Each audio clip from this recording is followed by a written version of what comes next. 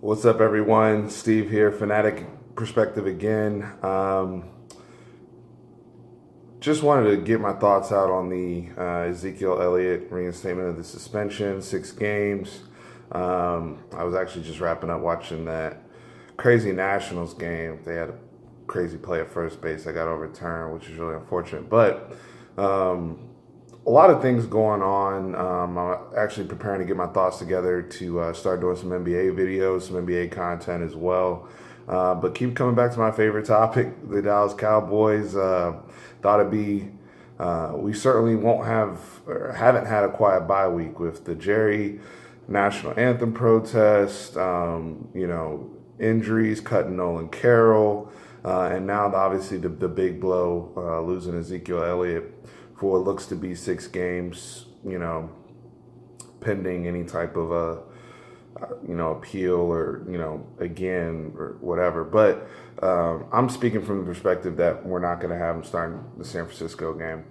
And the real question is, where do we go from here? Is the season over, or are we going to continue to compete and try to get back in the division race? Because the Eagles won tonight. They moved to 5-1. They got a big win over Carolina, which could be a rematch. There could be a rematch there in the playoffs. But anyway, getting back to the Zeke stuff, this is a great opportunity for us to evaluate this coaching staff, namely Jason Garrett.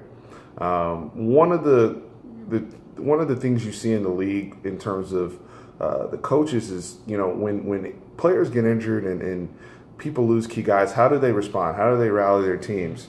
With all the nonsense going on, I think this is a great opportunity for Jason Garrett to show his worth. Guys right now, that locker room, we don't know if it's divided or not because of the Jerry stuff. Obviously they've been distracted with all the Ezekiel Elliott stuff, and I'll touch on Zeke in particular in a moment, but just an opportunity to come together with a us versus the world mentality, especially coming out of the bye week.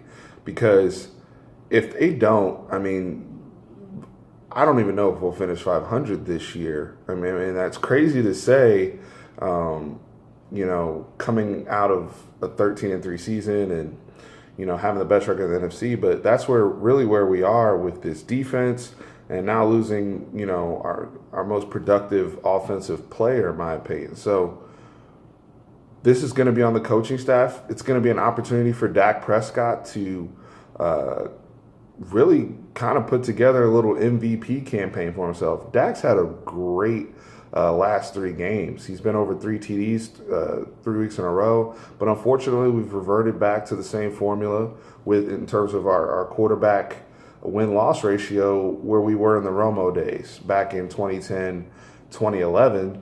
Going over, even basically before the 2014 season, where Tony's making all these plays out of the pocket.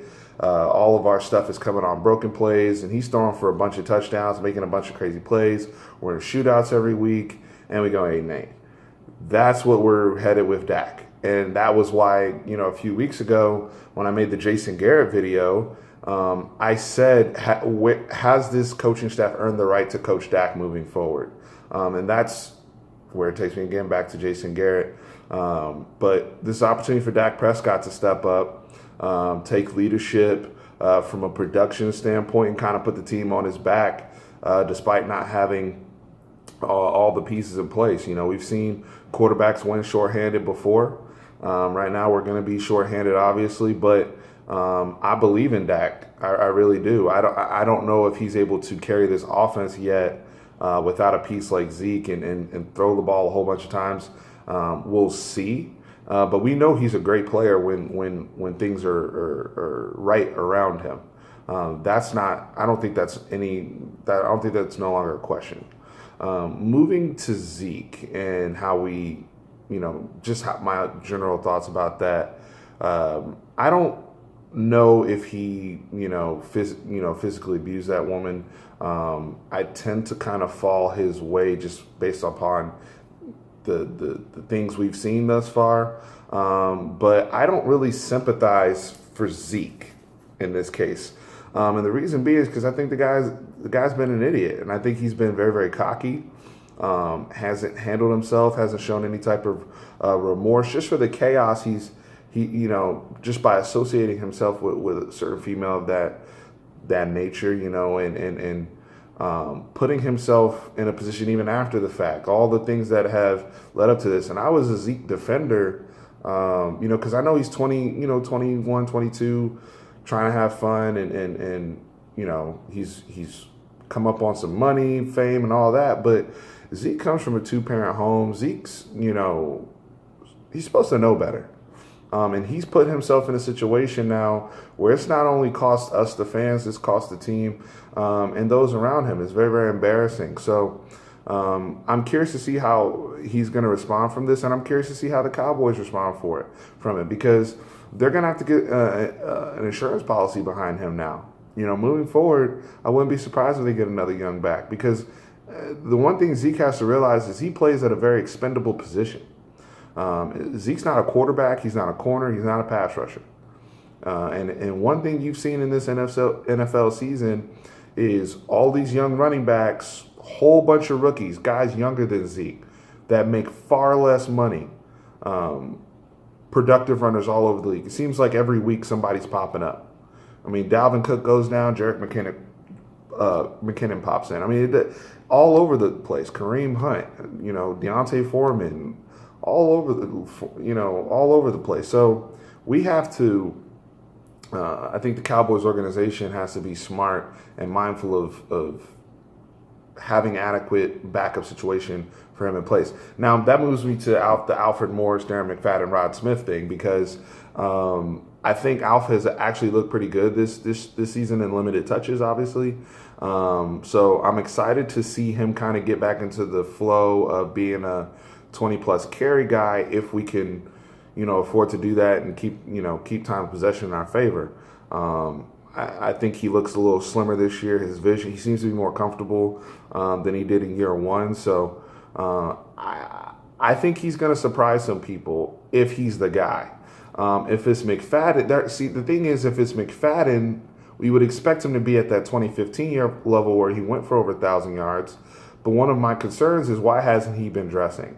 I know he doesn't play special teams, and they claim that Morris is beating him out on the depth chart, but it seems that they've held on to him as an insurance policy for the Zeke situation.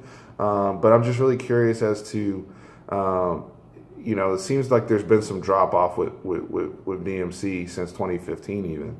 And I know one of their biggest concerns with him is he doesn't break tackles. I mean, he gets tackled, you can blow on the guy and he's falling down. The guy I'm excited about, though, is Rod Smith. He's a fantastic athlete, and I'm curious to see him behind the offensive line because he runs nasty. I don't think he's gotten enough opportunities. I know he was back and forth at fullback for a couple of years for us, and one of the guys we were kind of developing. He's actually become a core special teamer.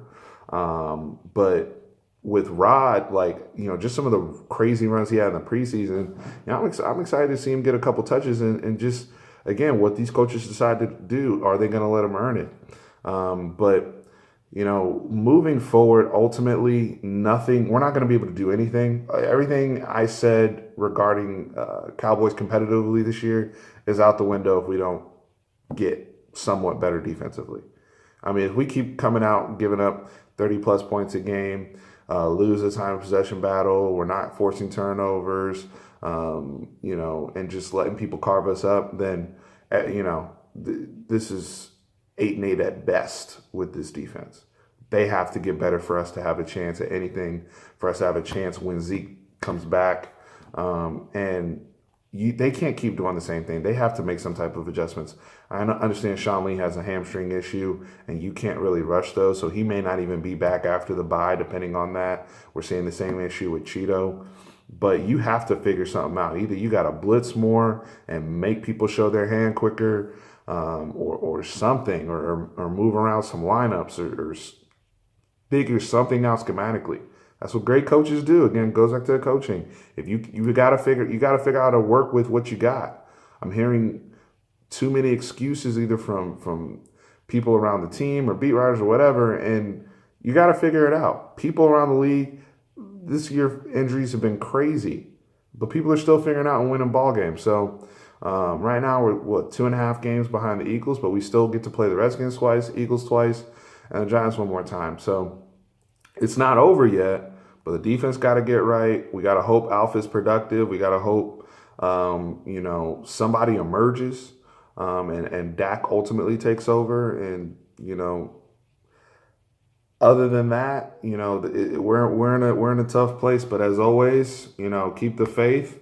We still have a long season, and go Cowboys.